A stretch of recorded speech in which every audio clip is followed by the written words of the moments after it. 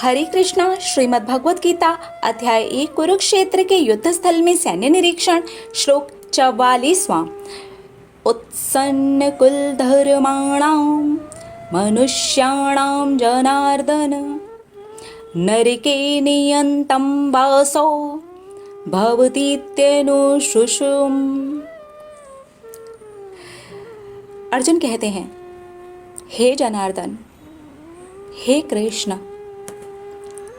मैंने सुना है जो लोग कुल का, धर्म का नाश करते हैं, विनाश करते हैं, ख़त्म करते हैं, उसमें दोषों को फैलाते हैं, वो सदैव नरक में वास करते हैं।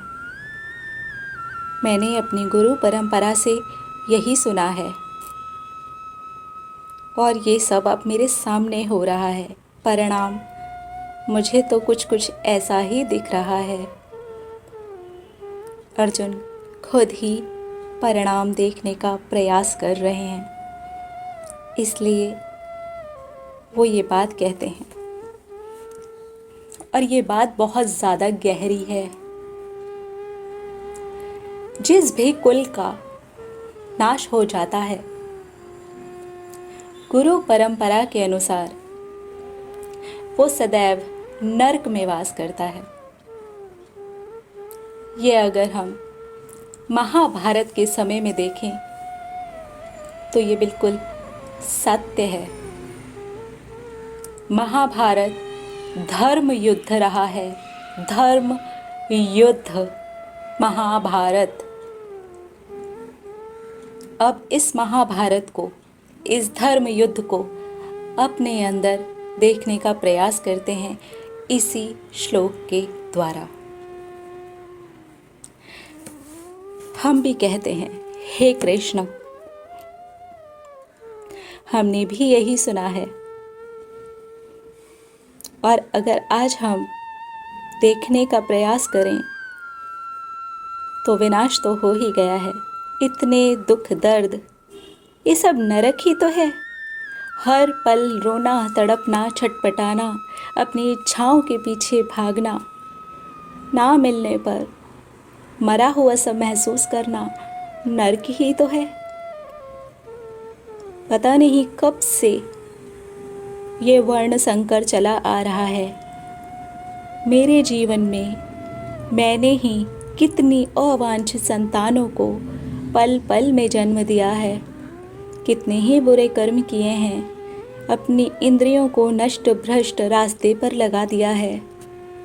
ये सब जो भी हो रहा है, ये जो भी रास्ता मैंने अपनाया है, पता नहीं किस कर्म की वजह से, किस इच्छा की वजह से, किस गलत आदत की वजह से मैं इसे करते करते करते करते यहाँ तक आ पहुँचा।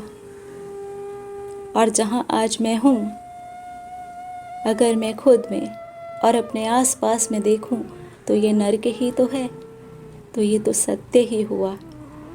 देखें अपने अंदर कहाँ कहाँ दर्द है, कौन कौन सी इच्छा ना पूरी होने से छटपटाहट हुई है, कौन कौन सी बुरी आदत को अब तक छुड़ा ही नहीं पाए हैं।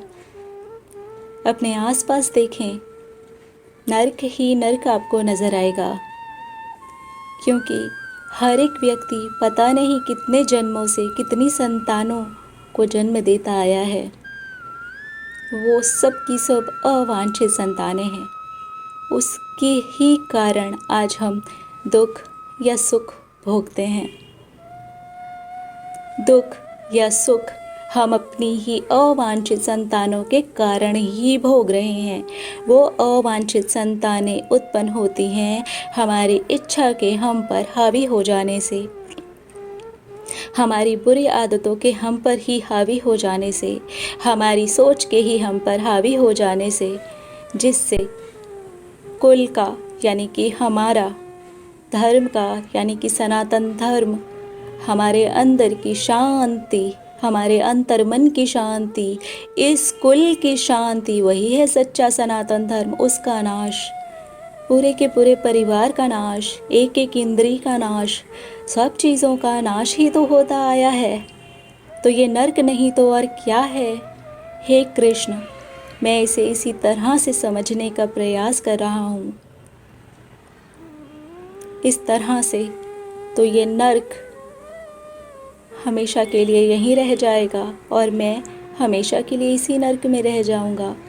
इस श्लोक से हम ये समझ सकते हैं कि आज अभी इसी वक्त हमारे पास मौका है इस नर्क से निकलने का, अपनी इंद्रियों को देखने का, परखने का, अपने परिवार को बचाने का, अपने कुल को बचाने का, अपने धर्म को बचाने का, अपने सच्चे सनातन धर्म को बचाने का, पिंडदान करने का। पिंडदान हमने समझा था दूसरी आत्माओं के लिए अच्छा सोचना, एक अच्छी सोच का दान एक एक आत्मा के लिए करना, चाहे हम उसे जानते हों चाहे ना जानते हों। निष्काम भाव से पिंडदान करना, उनको जल अर्पण करना, ठंडक पहुंचाना, सिर्फ अपने विचारों से अगर हमने इतना भी किया तो हम बच जाएंगे। उस नरक में सदैव वास करने से हम बच जाएंगे।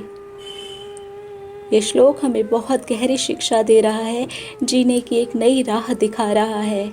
हमें अब श्री कृष्ण का हाथ पकड़ लेना चाहिए, उनके चरणों को पकड़ लेना चाहिए और बस इस रास्ते पर चल पड़ना चाहिए।